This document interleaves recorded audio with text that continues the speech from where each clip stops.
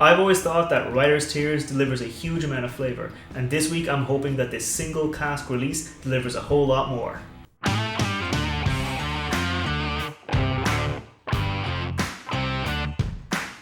Welcome back to the channel. I'm Matt, I'm a whiskey nerd, and like I said, this week I've got a very special release from Writer's Tears. So let me get it into the glass and I'll tell you a little bit more about it. Now this is a Mizunara cask finished whiskey.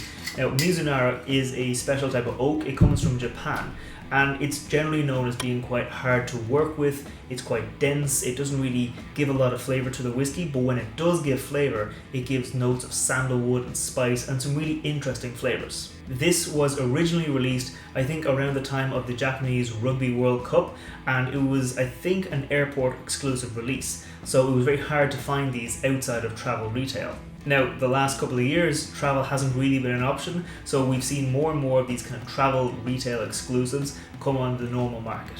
And that's a good thing, because I think this is actually a really, really good whiskey. It is 55% ABV and it is a single cask whiskey.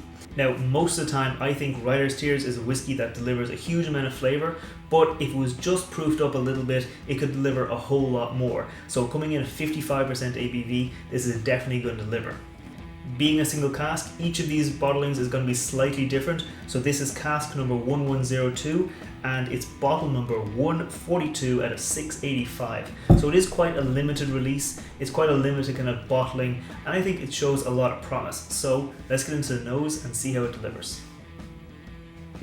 Immediately I'm met with the classic kind of Writer's Tears, the honey, the orchard fruits, the bit of apple, the pear, that kind of nose. We're also getting a nice bit of vanilla and some of those pot still spices. Now, for those of you who don't know, Writer's Tears isn't a pot still whiskey, it's actually a blended whiskey. It's a blend of pot still and single malt whiskies, and I'll put the ratio up here. Walsh Whiskey, the producers of Writer's Tears, also produce the Irishman, and the Irishman is again a blend of single malt and single pot still whiskies, but the ratio is flipped around. So if you like Writer's Tears or if you like the Irishman, give the other one a go and you'll kind of see how that blending changes the flavour. But let's get back to this one. Yeah, there's a really nice amount of pot still spices, and the further I go in, the more I go back to it, the kind of Mizunara oak influence is becoming more apparent. I did say Mizunara oak gives you kind of incense, sandalwood, kind of Asian-y spices, and it definitely delivers a nice bit of kind of interesting hints on the nose. So let's go into the palate and see how it tastes. Okay. On the palate, there's a really nice bit of heat from the alcohol. It is 55% ABV. It's not cask strength, but it is definitely up there. It's got a really, really nice kind of hit of spice coming through it. That spice and the heat combine and give you a really nice kind of luscious mouthfeel. And then I was also getting a nice bit of that single malt funk that I wasn't really getting on the nose, but I'm really getting it in the palate. So I'm going to go in and I'll see what else I taste. Okay, definitely those sandalwood, the incense, that's much more apparent. I wouldn't really say I get a lot of cinnamon or cloves or that kind of spice. It's definitely much more in that kind of incensey flavour. It's hard to describe incense as a flavour because I'm used to just smelling it, but it definitely delivers that kind of flavour. And that's kind of sitting on top of this really nice base. It's kind of like it's kind of akin to a caramel apple. Like, you're gonna have those orchard fruits. Like, at the end of the day, this is still Writer's Tears whiskey. They are going to deliver that orchard fruits, that apple, that pear, but it gives you a nice kind of wrapper of caramel, sweetness, bit of vanilla in there. So it's a really nice kind of rich, sweet, fruity flavour. Their tasting notes said there'd be some coconut in here, and I could maybe see that on the nose. Like, there's that kind of roundness maybe that you might see with coconut, but I wasn't really sensing it on the palate. But I'm going to go in again. I'm going to see about the finish and see if maybe that's where the coconut shows up. Okay, on the finish, I'm getting that nice heat, that single malt flavour.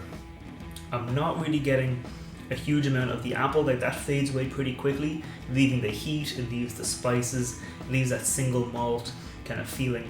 The caramel from that caramel apple, it does hang around a bit, but then it fades. Like, the sweetness on this whiskey fades away pretty quickly, but it does leave you with that nice medium to medium long finish with the spices, with the heat, with just kind of a nice balance there. and I'm definitely not getting any coconut on the finish. And that might be my palate, or it might just be this particular bottle, but I'm not getting a lot of coconut in here, but I am getting a really nice, rich, spicy whiskey. All in all, I actually do like this whiskey. It's a quite nice, kind of unique whiskey.